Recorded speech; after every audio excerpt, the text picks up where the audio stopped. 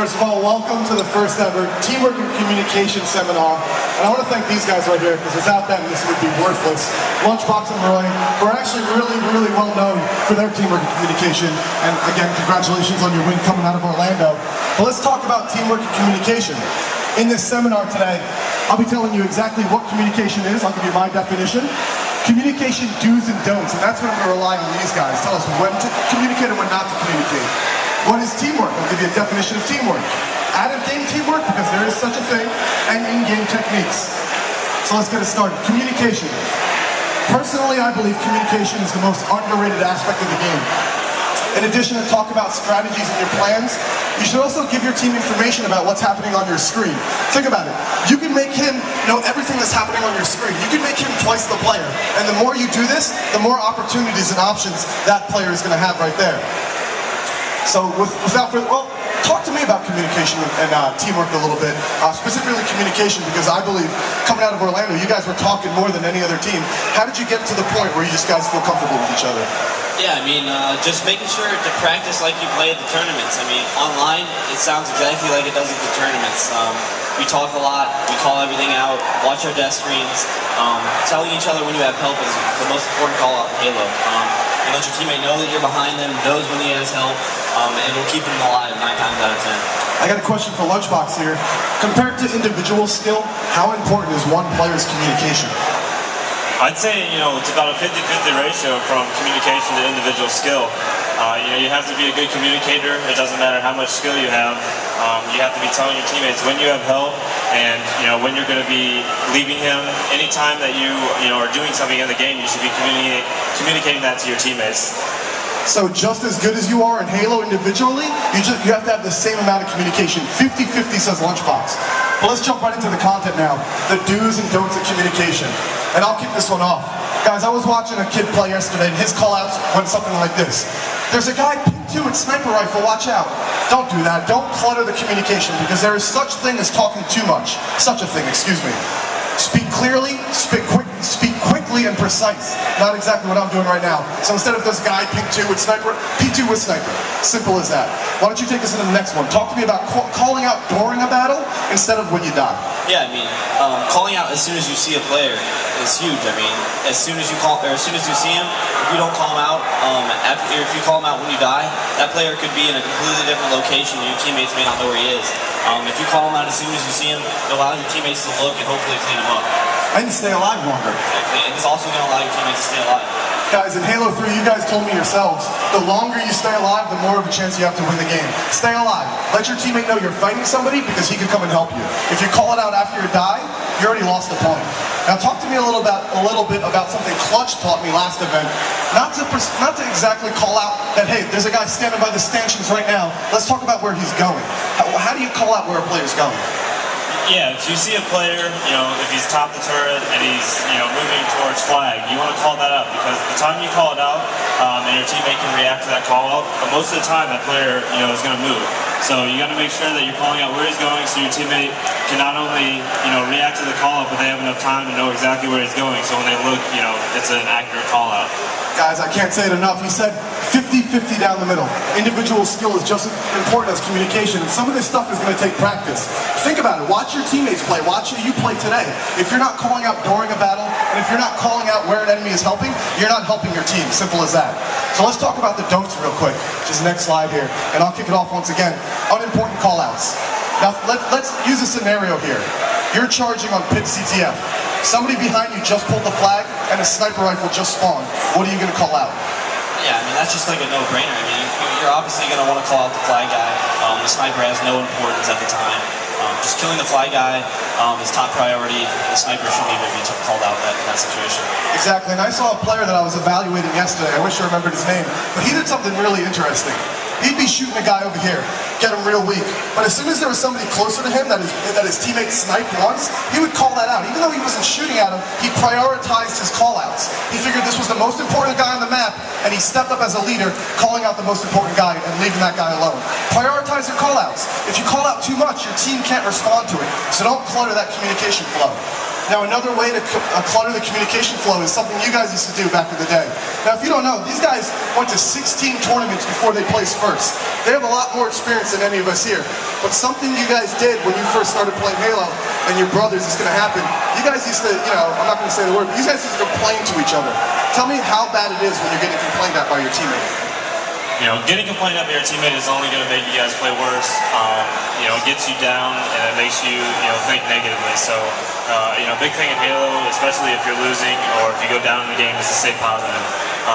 You get negative, you're not going to be thinking clearly of what you practice online and how to get out of the situations you're in. So, you got to stay positive and, think on your toes. And any situation that you come to, you have to try and work out of it, especially in tournament play when every game counts. Lunchbox, there was a time where you guys wouldn't even sit next to each other while you were playing in tournaments because you used to argue so much. How do you get over it? The biggest thing is just trying to forget about bad plays and kind of move on. You can't focus on the bad plays, especially if it's still during the series. Maybe talk about it afterwards, but never should you make a teammate feel bad for a play they made.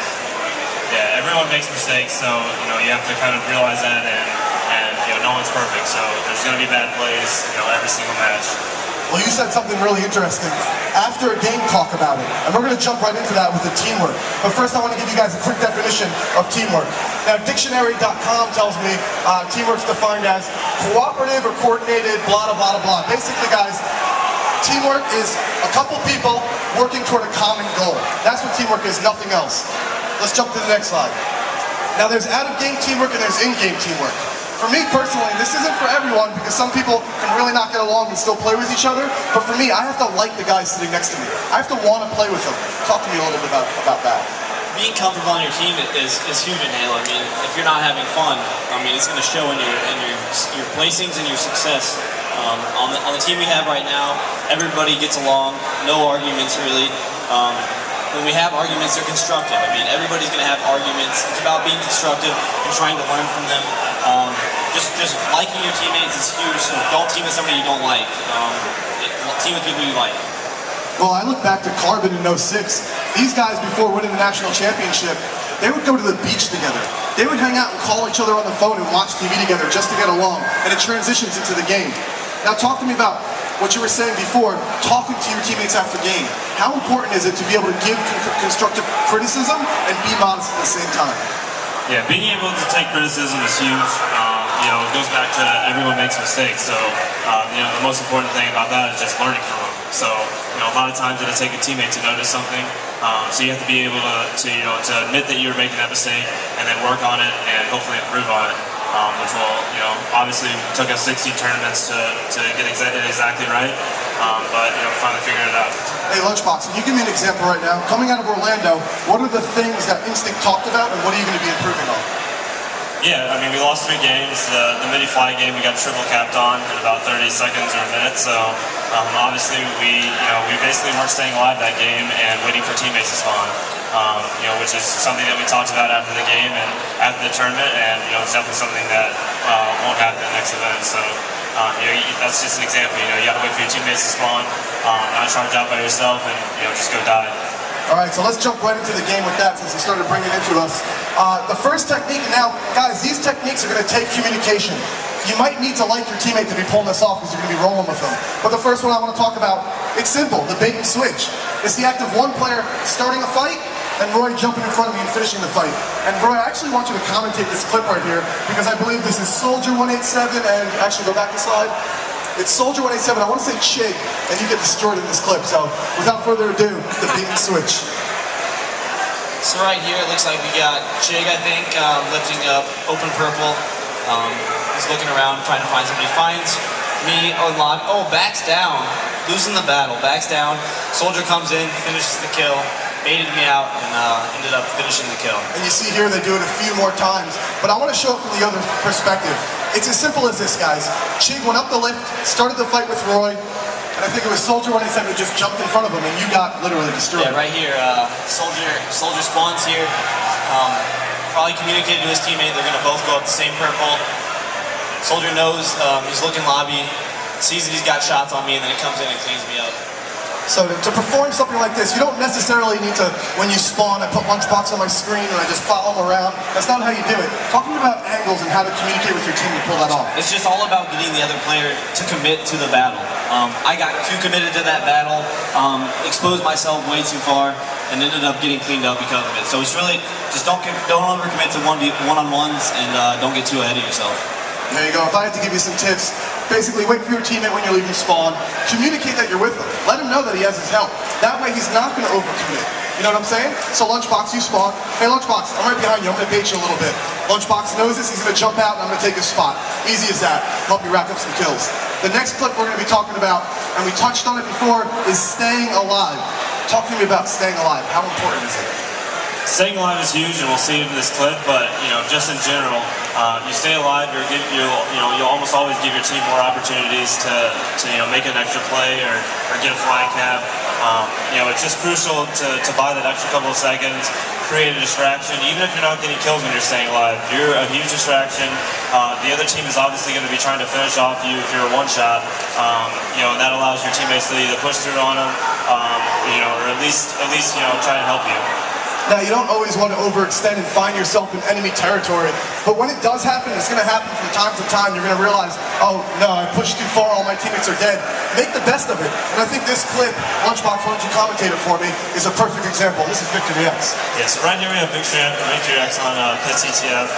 He has rockets, so you can be a little more aggressive when you have rockets on Pit CTF. So right here he makes a push through towards flag, and he gets sniped here, so that was pretty unfortunate. He's one shot. So his job right here is to stay alive no matter what. He wants to play pretty passive until he gets teammates help. He's able to get an easy kill right there with rockets and then push through. And if you notice right here, he's got 2 guys focused on him and he just killed one. So that's 3 guys on the other team that he has focused on him right now. So basically he just created a huge opportunity for his team to get this flag cap. As you can see, over 2 pushes through, and they're able to clean up some kills because of that play. Very nice. And what you guys didn't see before that, there was a complete standoff. I know you played Pit before. The map sometimes is a standoff. Final boss couldn't get through the training side of the map. Victory X could. He stayed alive, pulled the flag. Now every member of, I'm not sure who was playing, turned around, and Final Boss comes charging through training side. So one guy who messed up and pushed too far created a huge opportunities for his team. I think that's everything on my sheet, but I have a question, because you guys were talking about how long you've been doing this and how many players you've gone through. What's the key to finding the right teammates? It's really just finding people that you really, really enjoy. I mean, I've honestly not been on Obviously, I've been on teams that I like almost every Halo player, but this team, I just feel like they're just people that I would hang out with every day at home, and it's just huge to go into a tournament, being comfortable with your teammates, liking them, and just being able to hang out with them outside of the game. It's just really important. The chemistry will show in the game. All right, guys, I hope you learned something. If I learned anything, and I said it 3 times already, communication is half the battle. That's absolutely ridiculous. So as good as you are, you have to be able to communicate on top of it. I want to thank you, Lunchbox and Roy, very much for joining me. Good luck in the next event. And guys, we'll be having a lot more seminars later. One's about control with Snipe Down and Fear itself. You guys will be back up here again talking about those 16 tournaments you lost before you finally won one. And then we have Detach and Tots talking about objective play. Thanks again, guys, and see you later.